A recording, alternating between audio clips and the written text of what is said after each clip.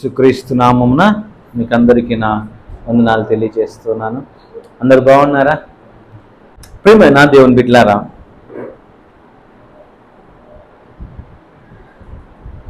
మనము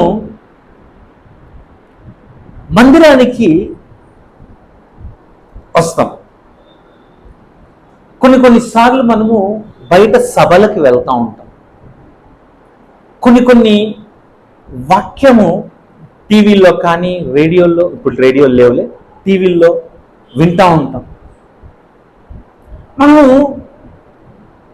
ఆ సభలకు వెళ్ళినప్పుడు కానీ, మనము మందిరానికి వచ్చినప్పుడు కానీ ఎలా వస్తున్నాము? మనము ఏదో రావాలి ఆదివారం పూట కాబట్టి అని కొంతమంది వస్తారు. కొంతమంది దేవుడు నా జీవితంలో ఏదో ఒక అద్భుతం చేయాలి, ఏదో ఒక మిరాకిల్ చేయాలి. ఎందుకనంటే ఒక్కొక్కరు ఒక్కొక్క పరిస్థితిలో గుండా వెళ్తూ ఉంటారు. సో ఆ పరిస్థితుల్లో వాళ్ళు ఎదుర్కొంటున్నప్పుడు దేవుని దగ్గర నుండి నాకు ఏదో ఒక ఆదరణకరమైన ఒక మాట. కొంతమంది స్వస్థతల కోసం వస్తూ ఉంటారు, కొంతమంది అద్భుతాల కోసం వస్తారు, కొంతమంది సూచక క్రియల కోసం వస్తూ ఉంటారు. ఆ సభలకు వెళ్ళినాక సరే నేను బాగా గమనించినటువంటిది ఏంటంటే, సువార్త మహాసభలు అని పెట్టారనుకోండి, సువార్త మహాసభలు అని పెట్టారనుకోండి, 100-200 మంది కంటే ఎక్కువ రారు.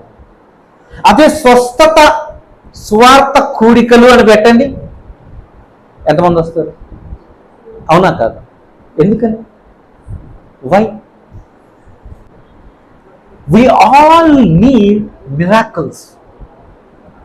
మనకందరికీ అద్భుతాలు కావాలి, మనకందరికీ స్వస్థత కావాలి, మనకందరికీ దేవుడు ఏదో ఒక కార్యం జరిగించేసేయాల. అవును, దేవుడు మన జీవితాల్లో ఏదో ఒక అద్భుతం ఇప్పటికిప్పుడు చేసేసేయాల. అయ్యగారు ప్రార్థన చేస్తే వెంటనే స్వస్థత వచ్చేసేయాల. సో అంటే దాని అర్థం ఏంటి అంటే, మనం దేవుని సన్నిధికి ఎట్లా వస్తున్నాము అని అంటే, ఒక మిరాకిల్ కోసం, ఒక స్వస్థత కోసము, లేకుంటే దేవుడు ఏదో ఒక కార్యం చేస్తాడని వస్తా ఉన్నాం. But we never come to the God. దేవుని దగ్గరికి మనం ఎప్పుడు ఆయన సన్నిధిని అనుభవించడానికి రాము. మనం we never tried to experience the tangible presence of the Lord.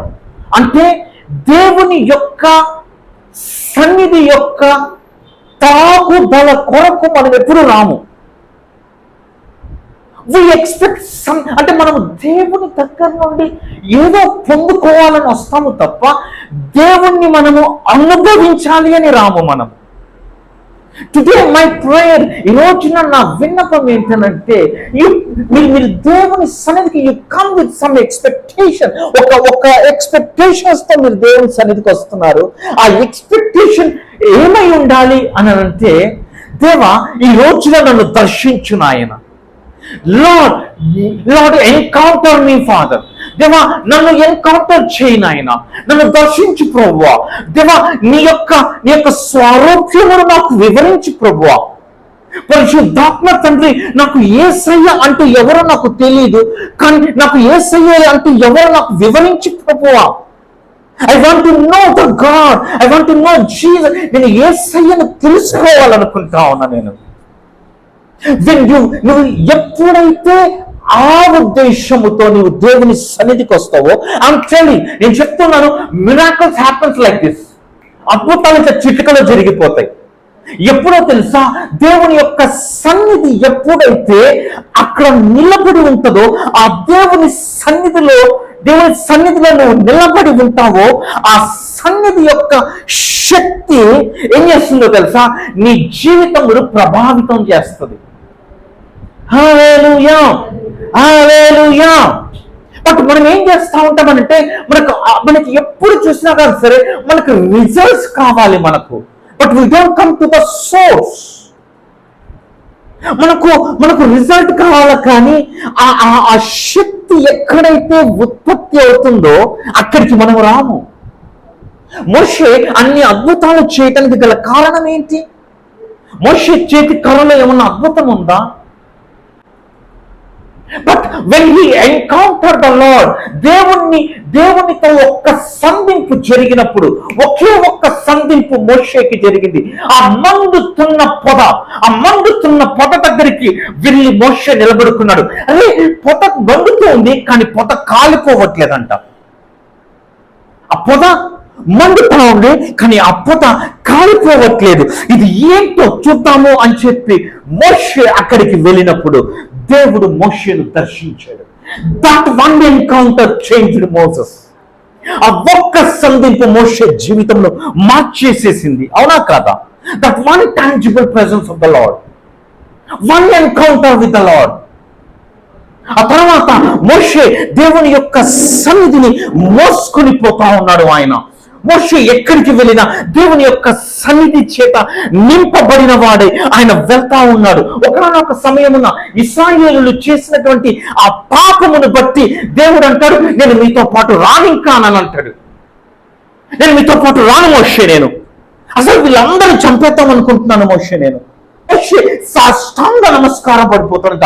సాష్టాంగ నమస్కారం పడిపోయి ఆయన అంటాడు, దేవా అంత పని చేయొద్దు నాయన, దేవా అవన్నీ మాత్రం చేయొద్దు ప్రభువా. ఆ తర్వాత అంటాడు, సరే అయితే నీకు ముందుగా నేను ఒక దూతను పంపిస్తాను మోషే అని అంటే, అప్పుడు మోషే అంటాడు, నీ సన్నిధి మాతో పాటు రాని ఎడల నేను ఇక్కడ నుండి వెళ్ళను. What a powerful statement. ఏం ధైర్యం ఉండాలండి మోషేకి ఆ మాట చెప్పడానికి. దేవా నీ సన్నిధి నాతో పాటు రాని ఎడల మేము ఇక్కడ నుండి వెళ్ళము నాయన. ఏం చేసుకోవడానికి వెళ్తాం ప్రభు? నీ సన్నిధి మాతో లేకపోతే కనాను దేశానికి వెళ్ళిపోయి మేము ఏం చేసుకోవాలి?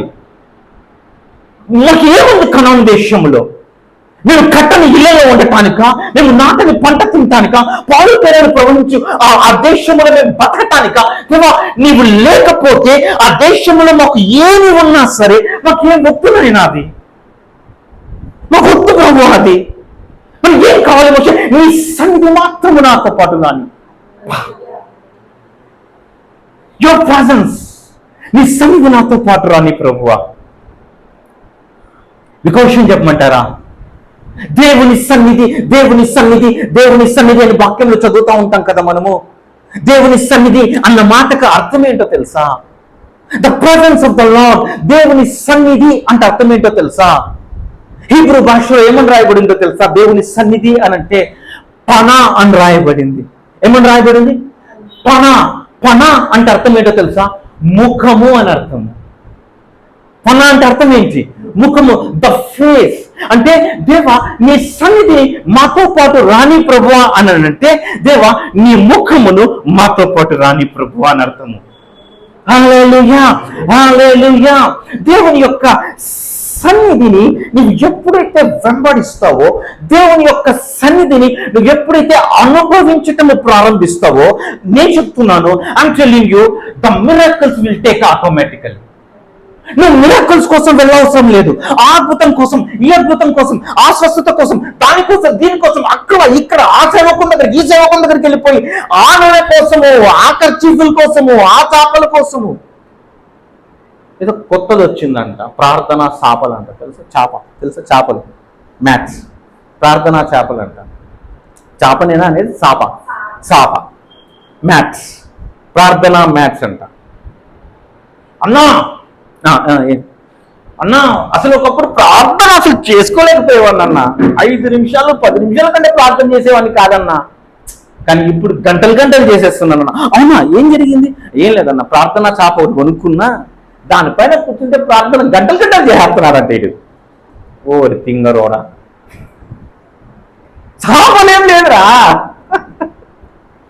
అవునా కదా, చేపలేం లేదు. అంటే జనం ఏమైపోయాము అని అంటే మన మనస్సు ఏమైపోయిందంటే, దేవుని దగ్గర నుండి నాకు ఏదో ఒకటి కావాలి, దేవుని దగ్గర నుండి నాకు ఒక అద్భుతం కావాలి. దేవుడు అద్భుతం చేస్తాడు, నేను అందుకు వ్యతిరేకిని కాదు. కానీ నువ్వు దేవుని సన్నిధిని వెంటాడితే, దేవుని సన్నిధిని వెతికితే ఆ సన్నిధిలో అన్నీ ఉన్నాయి. హల్లెలూయా, హల్లెలూయా, హల్లెలూయా. అందుకనే కీర్తనాకారుడు ఏమంటాడో తెలుసా? తన 27వ కీర్తనలో చూద్దామమ్మా. Psalms 27 verse 4 and 5. 4వ వచనము 5వ వచనం చూద్దాం. 27వ అధ్యాయం కీర్తనలు. యెహోవా యొద్ద ఏంటంటమ్మా? యెహోవా యొద్ద ఒక్క వరము అడిగితే. ఏ వరం? నాకు స్వస్థత నీ ప్రభువానా, నాకు ఒక పెద్ద రాజ్యం నీ ప్రభువానా. దావీదు కీర్తనే కదా ఇది, అవునా? ఏమంటా ఉన్నాడు? యెహోవా యొద్ద ఒక్క వరము అడిగి తిని దానిని నేను. నువ్వేం వెతుకుతా ఉన్నావు? ఏ చర్చిలో ఏమంటారు స్వస్థతలు బాగా చేస్తారు, అవునా? ఎక్కడికి వెళ్దాం? ఏం వెతుకుతా ఉన్నావు నువ్వు? దావీదు ఏమంటా ఉన్నాడో తెలుసా? యెహోవా యొద్ద ఒక్క వరము అడిగి తిని దానిని నేను వెతకుచున్నాను. యెహోవా ప్రసన్నతను చూచుటకును ఆయన ఆలయములో ధ్యానించుటకును. What a statement!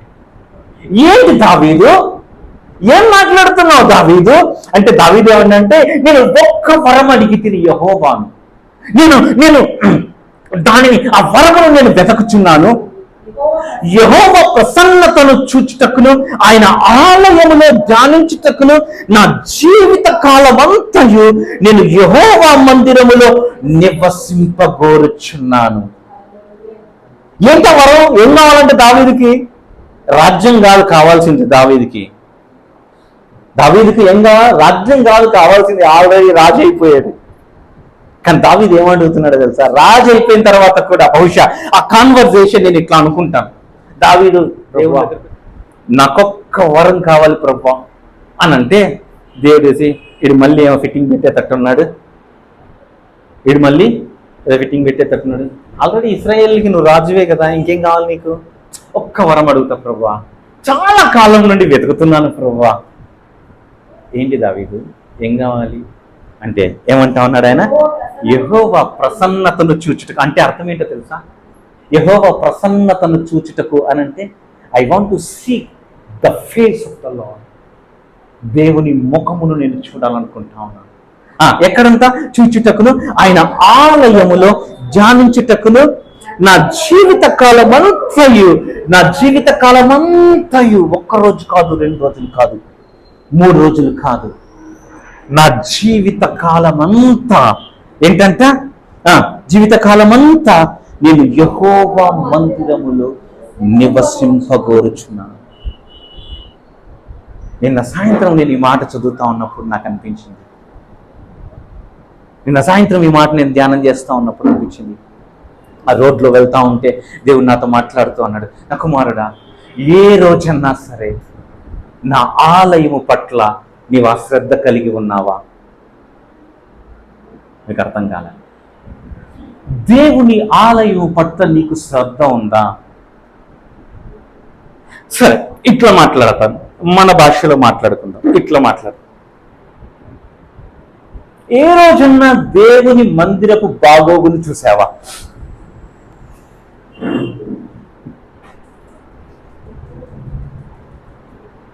దేవా నన్ను ఆశీర్వదించు, నన్ను దీవించు, ఎక్కడి నుండి వస్తాయి? ఆ రోజు దావీదు తన మందిరములో, అంటే మందిరం అంటే తన మందిరం అని అంటే తన రాజనగరులో కూర్చొని ఆ కిటికీ గుండా కూర్చొని దావీదు ఇట్లా బయటికి చూస్తా ఉన్నాడంట. ఎక్కడికి చూస్తా ఉన్నాడు? అరణ్యంలోనికి చూస్తా ఉన్నాడు. అరణ్యంలోనికి చూస్తా ఉంటే ఆ అరణ్యంలో అల్లంత దూరాన ఒక గుడారము వేయబడి ఉంది. మేక తోళ్లతో, గొర్రె చర్మముతో వేయబడిన ఒక గుడారమును చూచాడు. ఎర్రని ఎండలో, ఆ ఇసుకలో. అదేంటో తెలుసా? దేవుని యొక్క మందిరము, ప్రత్యక్ష గుడారము. దానిని చూచినప్పుడు, ఆ మందిరమును చూస్తున్నప్పుడు, ఆ మందిరము బయట ఆ బలిపీఠం ఉంటుంది చూసారా? ఆ బలిపీఠము దగ్గర అక్కడ ఉన్నటువంటి గింజలను పిచ్చుకలు ఏరుకుని తింటా ఉంటే వాటిని చూచాడంట దావీదు. అప్పుడు అనుకున్నాడు దావీదు, ఏమనుకున్నాడో తెలుసా? ఒక గొర్రెలు కాసుకునే నన్ను తీసుకొని వచ్చి ఈ రాజనగరులో ఇంత పెద్ద రాజుగా నిలబెట్టాడు దేవుడు, కానీ ఆయన మందిరము మాత్రము అక్కడే అరణ్యంలో ఎండలో ఉండిపోయింది. నేను దేవునికి ఒక మందిరం కట్టాలి, నేను దేవునికి ఒక మందిరం కట్టాలి అని అనుకున్నాడు. దావీదు అదే మాట్లాడుతూ ఉన్నాడు. ఆ మందిరము కావాలా? ఈ రోజున నీకు దేవుని మందిరము పట్ల ఎంత ఆసక్తి ఉంది? నేనేం మాట్లాడుతున్నానంటే, మీరు దేవుని మందిరంతో ఆసక్తి అంటే మీరు తొందరగా వచ్చి ఇక్కడ కూర్చొని కుర్చీలు వేసేసి ఇది కాదు నేను మాట్లాడేది. నీకు దేవుని మందిరము పట్ల అంటే దేవుని మందిరము పట్ల నీకు ఏ ఇంట్రెస్ట్ ఉంది నీకు? అంటే దేవుని అంటే నువ్వు ఏమైపోయావో తెలుసా? నువ్వు దేవుని మందిరానికి ఒక గెస్ట్ అయిపోయావు. నువ్వు ఎవరు? నువ్వు దేవుని మందిరానికి ఒక గెస్ట్ అంటే తెలుగులో అతిథి అయిపోయావు నువ్వు దేవుని మందిరానికి. మీకు మాట చెప్పమంటారా? గుండెలు అదిరిపోయే మాట చెప్పమంటారా? మిమ్మల్ని భయపెట్టే మాట ఒక మాట చెప్పమంటారా? మీరు భయపడినంటే నేను ఆ వచనం చూపిస్తాను మీకు. కీర్తనలు 91వ అధ్యాయము చూడండి. కీర్తనలు 91వ అధ్యాయము మొదటి వచనం చదువమ్మా. అసలు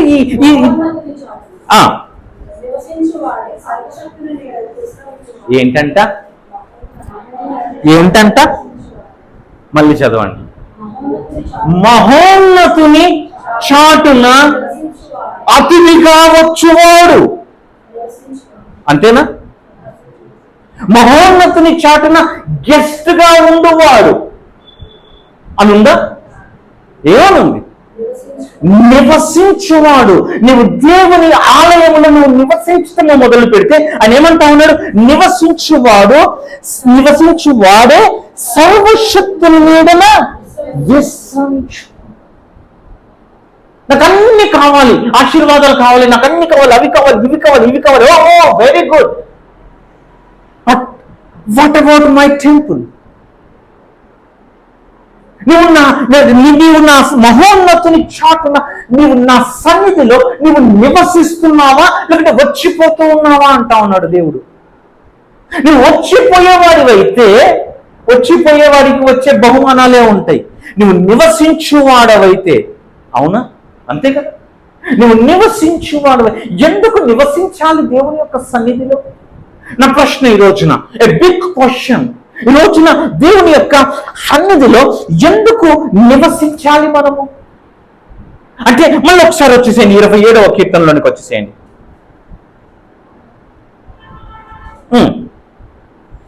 5వ వచనం.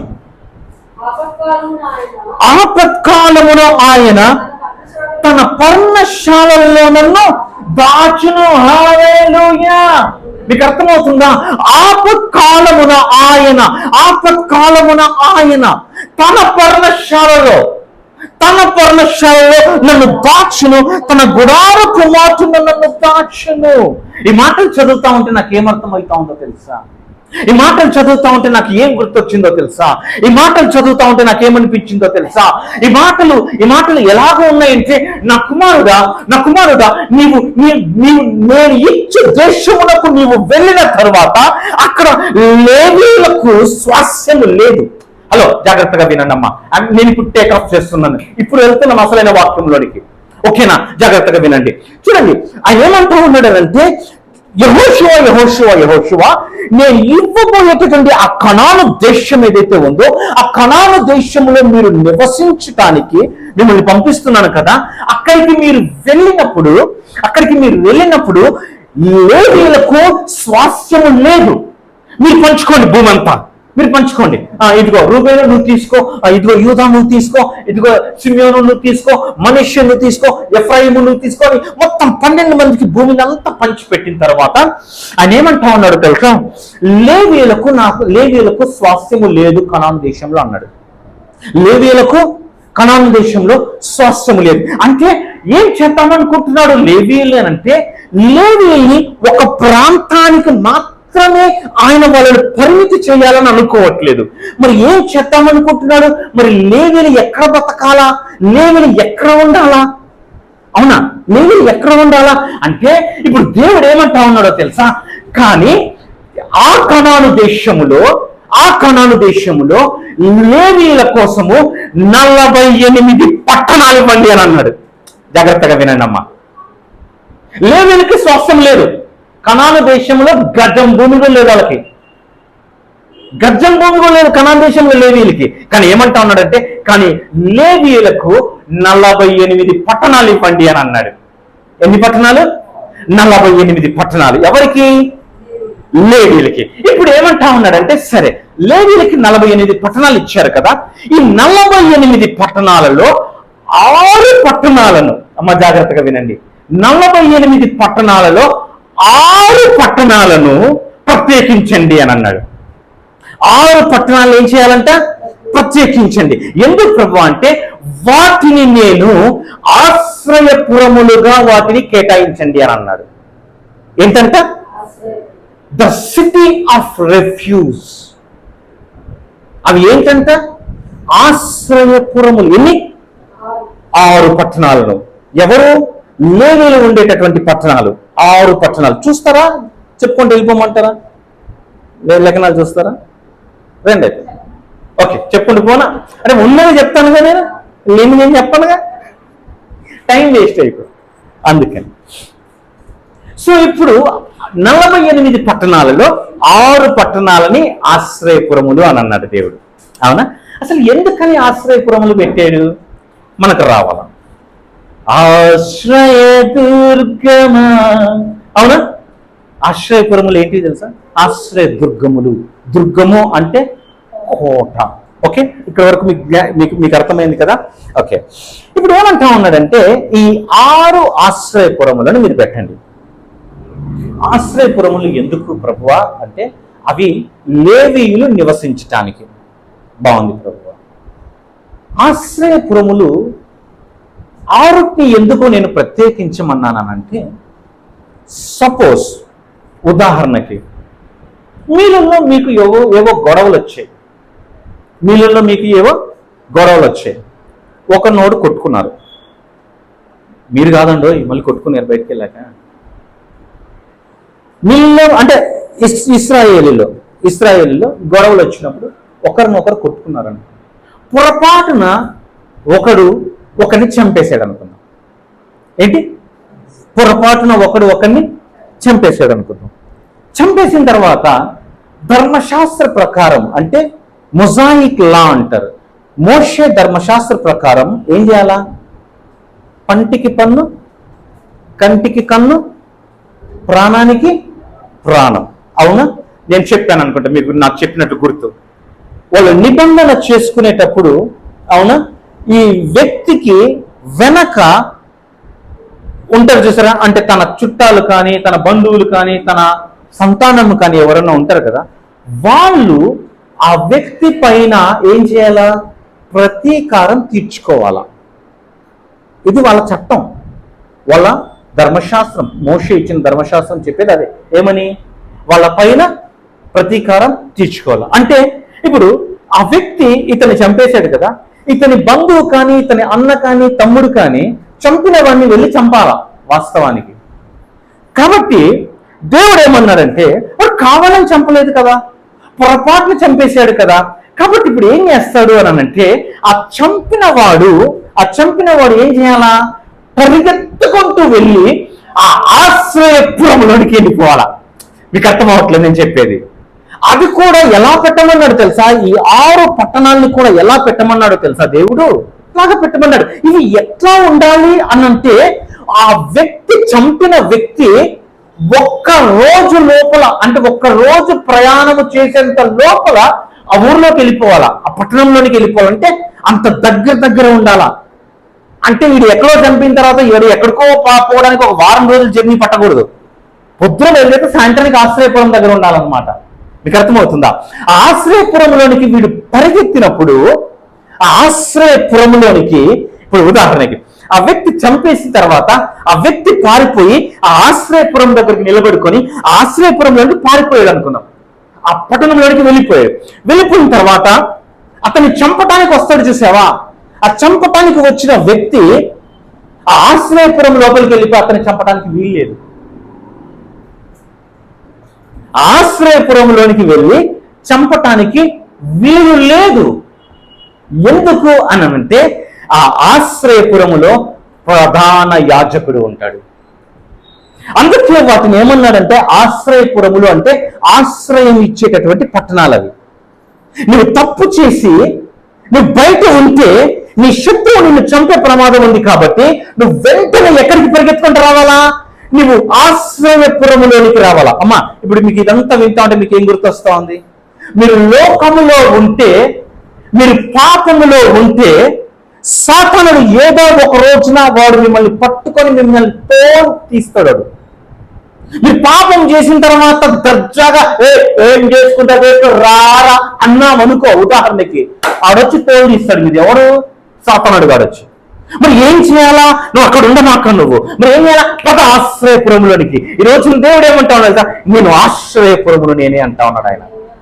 ఆ రోజున ఇశ్రాయేలుకి ఆశ్రయపురములు ఉన్నాయి, కానీ ఈ రోజున ఆయన ఏమంటున్నాడు తెలుసా? నేనే నీ ఆశ్రయపురమును, నేనే నీ ఆశ్రయదుర్గమును, నా దగ్గరికి రానంటా ఉన్నాడు. Come near to me because I am the city of refuge.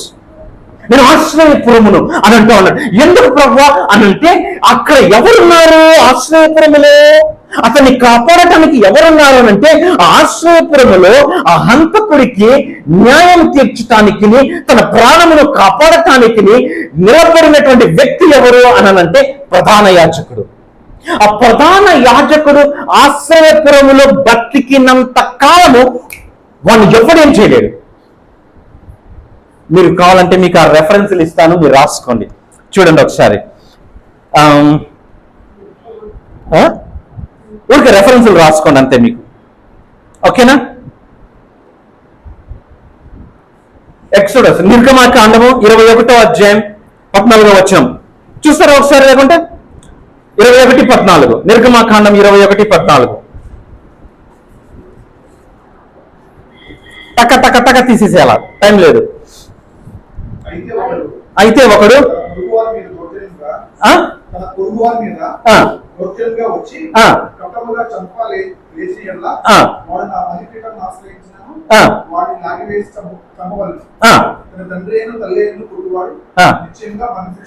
చాలు. 13వ వచనం ఒకసారి చూడండి. అదే అధ్యాయం 30వ వచనం. 14 చదివారు కదా, 13వ వచనం అదే అధ్యాయం అండి, 21:13. నిర్గమాకాండం 21:13. మీరు ఇందాక 14 చదివారు కదా.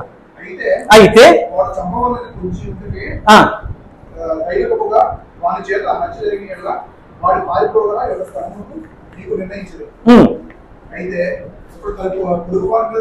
ఓకే, ఇప్పుడు మీకు అర్థమైందా? చంపిన తర్వాత వాడు అక్కడి నుండి పారిపోవాలా, అందుకోసం నేను మీకు కొన్ని పట్టణాలు ఇచ్చాను అన్నాడు. ఇప్పుడు సంఖ్యాకాండంలోనికి రండి, 35వ అధ్యాయం.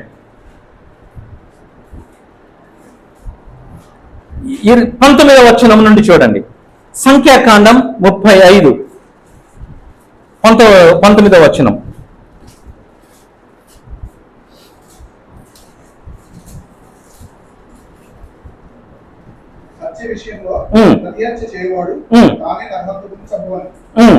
అంటే అర్థం ఏంటి? మళ్ళీ ఒకసారి చదవండి బ్రదర్. హత్య విషయంలో ప్రతి హత్య చేయువాడు ఏం చేయాలంట? వాడే నరహంతుని చంపాలా. ఇంకా వేరే ఎవరు చంపడానికి వీలేదు, ఓకేనా? అలాగే కిందికి 24వ వచనంలోనికి రండి. కాబట్టి సమాజము ఈ విధులను బట్టి పుట్టిన వానికి హత్య విషయంలో ప్రతి హత్య చేయవానికి చదువు. సమాజము నరహత్య విషయంలో ప్రతి హత్య చేయవాని చేతిలో నుంచి ఆ నరహంతుని విడిపించాలి. అప్పుడు సమాజము వారు పారిపోయిన ఆశ్రయపురం. ఎక్కడికి పోయాడు? ఆశ్రయపురమునకు వాని మరలా పంపవలను. వాడు పరిశుద్ధ తైలముతో అభిషేకింపబడిన ప్రధాన యాజకుడు మృతునందు వరకు అక్కడే చాలు. ఏంటంట? ఇప్పుడు చంపిన తర్వాత వాడు పారిపోయి ఆశ్రయపురంలోనికి వెళ్ళిపోయిన తర్వాత ఇక వాడిని ఆ సిటీలోనికి వీడు వెళ్ళిపోయి చంపడానికి వీలు లేదు. ఎప్పటి వరకు అనంట? వాడిని అసలు చంపకుండా ఉండటానికి ఎప్పటి వరకు? ఆ పట్టణంలో ఉన్నటువంటి ప్రధాన యాజకుడు చనిపోయేంత వరకు వీడిని చంపడానికి వీలు లేదు. సరే, ఆయన చనిపోయాడు అనుకుంటా, ప్రధాన యాజకుడు చనిపోయిన తర్వాత వీడిప్పుడు ఫ్రీ అయిపోతాడు. వీడిప్పుడు పట్టణం నుంచి బయటకు వచ్చిన తర్వాత కూడా వీడిని చెప్పడానికి లేదు. మీకేం అర్థమవుతా ఉంది? ఆశ్రయపురములోనికి వచ్చిన వాడిని ఎవ్వడు ముట్టలేడు. దీన్ని ఒక్కసారి నూతన నిబంధనలకు అప్లై చేద్దామా? నూతన నిబంధనలకు అప్లై చేద్దామా? ఒకసారి హెబ్రీయులకు రాసిన పత్రిక 6వ అధ్యాయము, హెబ్రీయులకు రాసిన పత్రిక 6వ అధ్యాయము 18వ వచనం చూడండి. హెబ్రీయులకు రాసిన పత్రిక 6:18.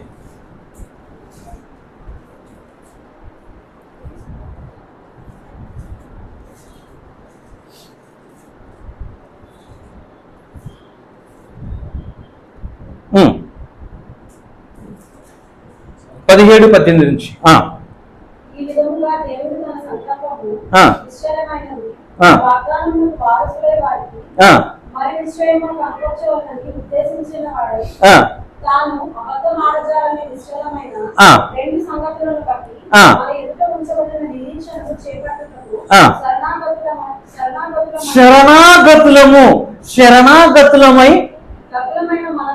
శరణాగతులమైన మనకు అంటే అర్థం ఏంటి? ఆయన దగ్గరికి శరణు చొచ్చాము మనము. శరణాగతులమైన మనకు బలమైన ధైర్యం కలుగునట్లు. అంతేనా? అదే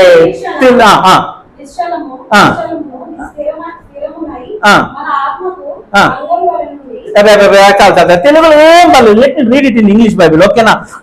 Wherein God, willing more abundantly to show unto the heirs of promise the immutability of his counsel, confirmed it by an oath, that by two immutable things in which it was impossible for God to lie. అంటే అబద్ధమాడటకు దేవుడు నరుడు కాడు, ఆయన అబద్ధం ఆడదంట.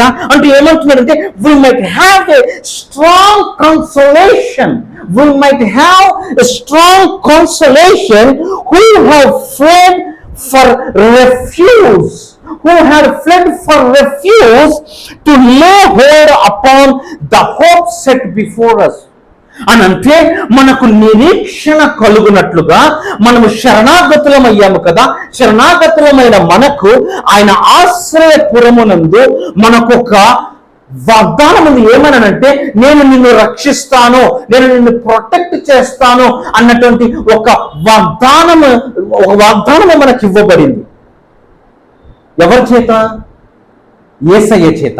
ఇప్పుడు యేసయ్య ఎవరు? ఆయన సదాకాలము నిలుచు ప్రధాన యాజకుడు.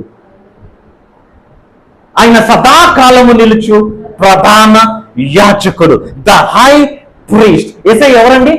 ప్రధాన యాజకుడు. ఇప్పుడు చూడండి, ఆశ్రయపురములోనికి పారిపోయిన ఒక నిందితుడు, హంతకుడు, ఆ ప్రధాన యాజకుడు చచ్చిపోయేంత వరకు అక్కడే ఉండాల. ఆయన చచ్చిపోయిన తర్వాత బయటికి వచ్చేసేయచ్చు. అవునా? ఒకవేళ వీడు పొరపాటున బయటకు వచ్చాడు అనుకో, ప్రధాన యాజకుడు ఉండగానే వీడు బయటకు వచ్చాడు అనుకోండి, ఈయన ఎవరైనా వేసేసేయచ్చు, చంపేసేయచ్చు. కాబట్టి సేఫ్ ఏంటంటే ఆశ్రయపురంలో ఉండటం. బయటకు వస్తే చచ్చిపోతాడు. ఓకే, ఎప్పటి వరకు? ప్రధాన యాజకుడు. ఆ ప్రధాన యాజకుడు ఎవరు? ఒక మనిషి, కొంతకాలంకు చనిపోవాల్సిందే. కానీ ఈ ఆశ్రయపురంలో ఈ ప్రధాన యాజకుడు చచ్చిపోతాడా? ఈ ప్రధాన యాజకుడికి మరణం ఉందా?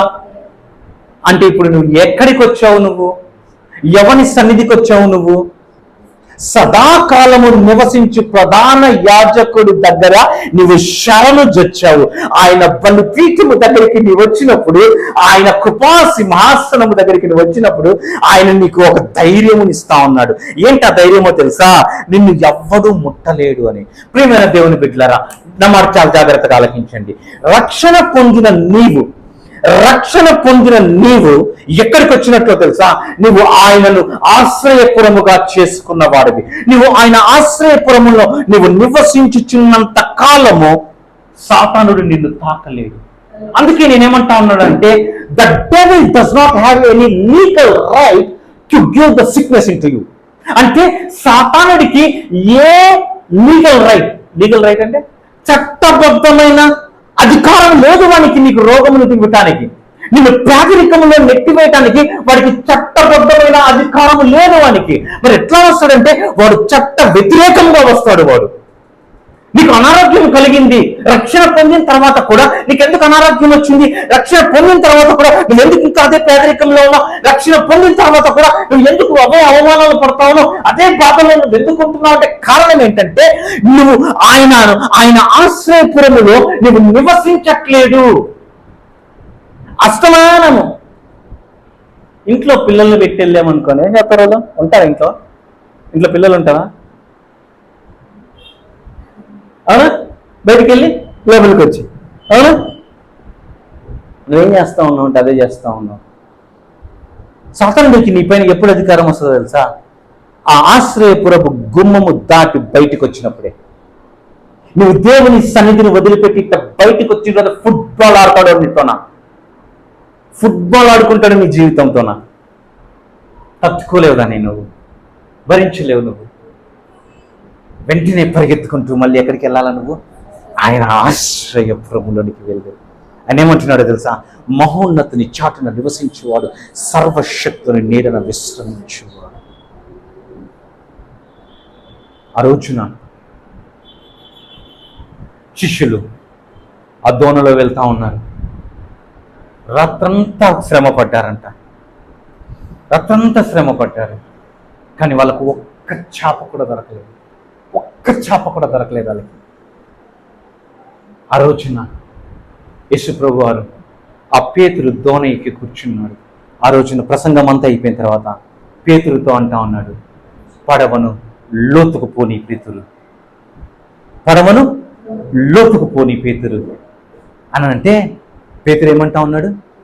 ప్రభువా, మేము రాత్రంతా శ్రమ పడితిమి కానీ మాకు ఏ చేప దొరకలేదు అనలేదు, మాకు ఏమీ దొరకలేదు అని అన్నాడు. అంటే పీత కూడా వల్ల, రొయ్య కూడా వల్ల, కప్ప కూడా వల్ల, అంతే కదా. మాకు ఏమి దొరకలేదంటే చేపలే కదా, అసలు ఏం దొరకలేదు పాపాలకి. ఎవరు చెప్తా ఉన్నారు ఈ మాట? పేతురు చెప్తా ఉన్నారు. పుట్టినప్పటి నుండి జాలరి. కానీ ఇప్పుడు ఒక ఆయన వచ్చి పడవలో కూర్చొని, ఒక కార్పెంటర్ కొడుకు వచ్చి పడవలో కూర్చొని లోపలికి పోని అంటా ఉంటే ఒక జాలరికి చెప్తా ఉన్నాడు, ఒక కార్పెంటర్ చేపలు పడతాం పదా అని. పగలు దొరుకుతాయా చేపలు? నీ మాట చొప్పున ప్రభువా నేను లోపలికి పోనిస్తాను. అదే ఆ పడవను లోతుల్లోనికి తీసుకొని వెళ్ళిన తర్వాత అప్పుడు అమ్మ జాగ్రత్తగా వినండి. This is a very beautiful revolution that God has given to me. దేవుడు నాకు ఇచ్చిన ప్రత్యక్షత చాలా అద్భుతమైన ప్రత్యక్షత ఇది. బహుశా మీకు ఎవరు చెప్పినండకపోవచ్చు. ఆ రోజున ఆ దోణెను పేతురు లోపలికి నడిపించినప్పుడు యేసయ్య ఆ దోణిలో ఉన్నాడు. యేసయ్య ఆ దోణిలో ఉన్నాడు. అని అన్నాడు, ఇక్కడ వలవేయి పేతురు అని అన్నాడు. ఏమన్నాడు? ఇక్కడ వలవేయి పేతురు అంటే పేతురు ఆయన చెప్పిన దగ్గర ఆయన వల వేస్తే విస్తారమైన చేపలు, వలలు పిగిలిపోయేంతగా చేపలు పడ్డాయంట. ఈ మాట చదువుతా ఉన్నప్పుడు దేవుడు నాతో మాట్లాడుతూ అన్నాడు, అక్కడే ఎందుకు దొరికే చేపలు? నేను అక్కడ వల వేయమన్నాను కదా, అక్కడ వల వేస్తే చేపలు ఎందుకు అంత విస్తారమైనటువంటి చేపలు ఎందుకు అక్కడ దొరికాయో తెలుసా? దేవుడు నాతో మాట్లాడుతున్నాడు, నా కుమారుడా, ఆ రోజున నేను ఆ దోణిలో ఇలా నించున్నాను, నా నీడ అక్కడ పడింది. పేతురుతో అక్కడ వల వేయమన్నా, ఆ చేపలన్నీ నా నీడన విశ్రమించాయి. నీకు అర్థం కాలేదు నేను చెప్పింది. ఆ రోజున దేవుడు నాతో ఈ మాట మాట్లాడిన మెంటల్ ఎక్కిపోయింది నాకు. ఏంటి ప్రభువా, మహోన్నతుని చాటున అంటే యేసయ్య దోణిలో ఇట్లా నిలబడుకుంటే ఆ గలిలయ సముద్రంలో ఉన్న చేపలన్నీ ఆయన నీడ దగ్గరకు వచ్చిన్నాయండి.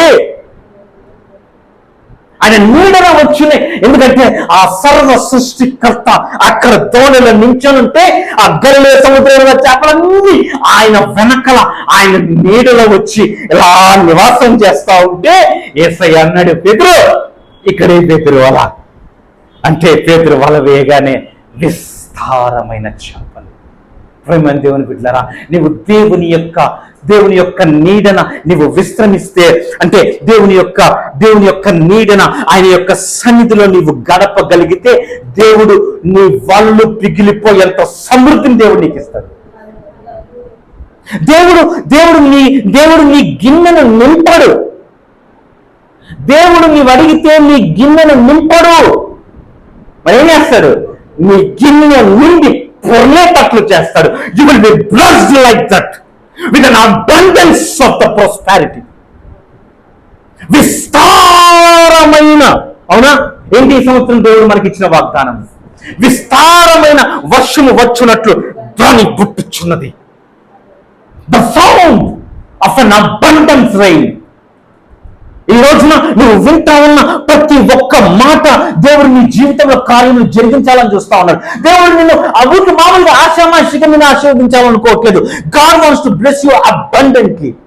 అంటే నా గిన్నె నిండి పొర్లుచున్నది అంటే పొర్లే అనుభవంలోనికి రావాలని, నువ్వు నింపబడటము కాదు, నువ్వు పొంగి పొర్లే అనుభవంలోకి. అంటే దేవుడు నిన్ను ఆశీర్వదిస్తే అట్టాగా ఆశీర్వదించాలా, ఒక తుప్పు అద్దె కాదు. ఎన్ని ఎకరాలు కావాలా మనకి? ఎన్ని ఎకరాలు కావాలండి? ఆమేన్. 100 ఎకరాలకి గజం తక్కువనే ఒప్పుకోమాకండి. ఒక్కొక్కరికి 100 ఎకరాలు ఉండాలా అంటే మనము క్రైస్తవులం కదండి, మనము ఏం తీసుకొని పోంగే. ఆపే సోది మాటలు. ఎవరు చెప్పాడు? ఆయన ఏమంటా ఉన్నాడు? నేను నీ గిన్నె నిండి పొంగి పొర్లేతగా ఆశీర్వదిస్తానంటే వద్దు ప్రభువా, జస్ట్ కొంచెం చాలు నాకు.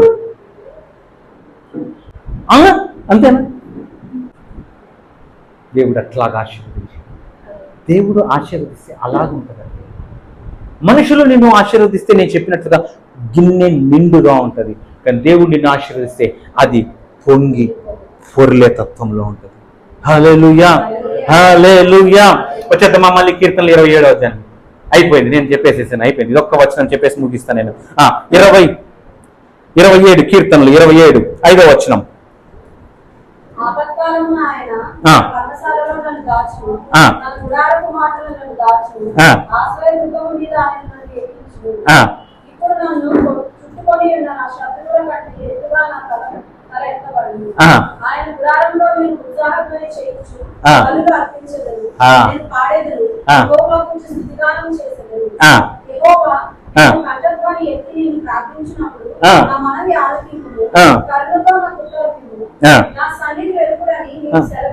హల్లెలూయా. నా సన్నిధిని వెతుకుడని నీవు సెలవీయగా యెహోవా నీ సన్నిధిని నేను వెతికెదనని. ఆమేన్, ఆమేన్.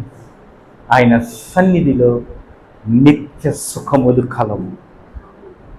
ఆయన సన్నిధిలో నిత్య సుఖములు కలవు. అసలు ఆయన సన్నిధి అన్నాం కదా, ఏంటి ఆయన సన్నిధి? ఏంటి ఆయన సన్నిధి? టకటక చదివేసేసుకొని ముగించుకుందాం. 97వ కీర్తన. జస్ట్ ఎన్ని 12 వచనాలే, 12 నెలలు 12 వచనాలు. 97వ కీర్తన. రాజ్యము చేయుచున్నాడు, భూలోకం ఆనందించును గాక, ద్వీపమున నీవు సంతోషించును గాక. వేదాంతకాలములో ఆయన చుట్టూ ఉంటుంది, నీతి న్యాయములు ఆయన సింహాసనములకు ఆధారము. అగ్ని ఆయనకు ముందు నడుచుచున్నది, అది చుట్టూనున్న ఆయన శత్రువులను కాల్చివేయుచున్నది. ఆయన మెరుగులు లోకమును ప్రకాశింపజేయుచున్నది, భూమి దాని చుట్టూ కంపించుచున్నది. అమ్మ, ఇది ఎందుకు చదివిస్తున్నాను అనుకుంటున్నారు మీరు? పని లేక అనుకుంటున్నారా? కాదు. దేవుని సన్నిధి ఎట్లా ఉంటది అని అంటే, ఆయన ఎట్లా పోతుంటాడంట? అగ్ని ఆయనకు ముందు. ఊరికి అనుకున్నారా? దేవుని సన్నిధి అంటే మండుతా ఉంటది. ఏమవుతా ఉంటది? మండుతా ఉంటది. తర్వాత అది చుట్టూనున్న ఆయన శత్రువులను కాల్చివేయు. అంటే నువ్వు దేవుడి సన్నిధిని ఇట్లా మోసుకొని పోతా ఉంటే నువ్వు ఎట్లా ఉంటావు తెలుసా? మండుతా ఉంటావు. ఒకసారి వెళ్తా ఉన్నా, నేను దానిలో వెళ్తామంటే ఒక అన్న కలిసాడు, మాట్లాడుతా వెళ్తా ఉన్నాడు. ఏమన్నా నా అన్న జనం వచ్చిందని ఎక్కువ అంటాను, సెగ వస్తుందంట, సెగ వస్తా ఉందంట ఆయనకి నా దగ్గర నుండి. ఎందుకని? ఏమంటా ఉన్నాడు ఆయన? ఆయనకు ముందుగా యెహోవా రాజ్యము చేయుచున్నాడు, భూలోకము ఆనందించును గాక, దీపములన్నీ సంతోషించును గాక, మేఘాంధకారములు ఆయన చుట్టూ ఉండును, నీతి న్యాయములు ఆయన సింహాసనములకు ఆధారము, అగ్ని ఆయనకు ముందు నడుచుచున్నది, అది చుట్టూ ఉన్న ఆయన శత్రువులను కాల్చివేయుచున్నది. అది ఆయన చుట్టూనున్న. ఇప్పుడు దమస్కు మార్గమున అపోస్తలుడైన పౌలు వెళ్తా ఉంటే సంఘమును హింసించడానికి గుర్రం పై నుంచి తప్పున కింద పడ్డాడు. ఎందుకు పడ్డాడు? ఎవరిని తోసారా? దేవుని శక్తి వచ్చి తాకినప్పుడు వాళ్ళు పడతారు. ఆ రోజున గెత్సెమనే తోటలో యేసయ్యను బంధించడానికి వచ్చారు, అవునా? అప్పుడు అక్కడ ఉన్నటువంటి సైనికులందరూ కింద పడిపోలేదా? ఆయన తాకగానే పడిపోలేదా? అంటే దాని అర్థం ఏంటి? When you carry the presence of the lord, the tangible presence, the tangible power of God, దేవుని యొక్క ఆ అతీతమైనటువంటి ఆ శక్తి నీ పైన నిలిచినప్పుడు నీ చుట్టుపక్కల అన్నిటి తగ్గల పెట్టుకుంటూ పోతా ఉంటది.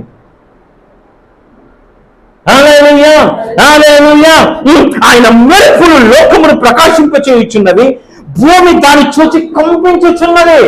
నువ్వు అడుగు పెడితే భూమి దద్దరిల్లాలా, నువ్వు అడుగు పెడితే భూమి దద్దరిల్లాలా. దద్దరిల్లట్లేదంటే అర్థం ఏంటి? You are not carrying the presence of God, simple. అంతే కదండి.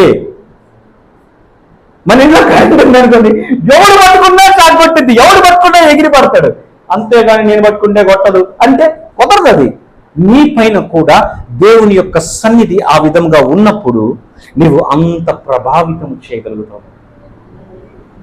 You will make some sense. ఈ లోకమును ప్రభావితం చేస్తూ ఉన్నది. అందుకే ఆ రోజున ముగిసేసేసాను, మమ్మీ బైబిల్ మూసేసేయండి. అందుకే ఆ రోజున శిష్యులను చూచి వాళ్ళు ఏమన్నారో తెలుసా?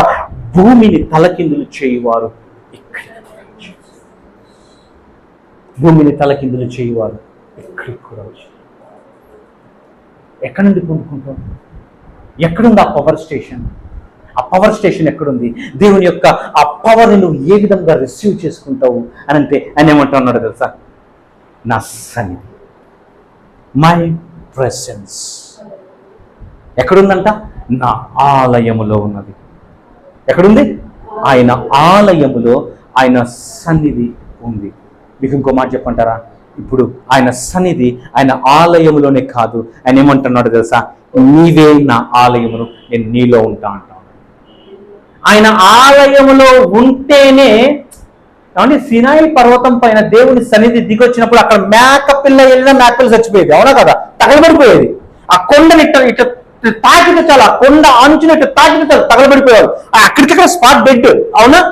ఇప్పుడు దేవుడు ఏమంటాడంటే అసలు అవన్నీ కాదు, సినాయి పర్వతం కాదు, సియోను పర్వతం కాదు, అసలు అదేది కాదు, నువ్వే నా ఆలయం, దాన్ని నేనే వచ్చి నీలో ఉంటా అంటా ఉన్నాడు. ఇప్పుడు ఆయన మనలో ఉంటే మనం ఎట్లుండాలా? పట్టుకుంటే భస్మం అయిపోవాలా? ఎవడు?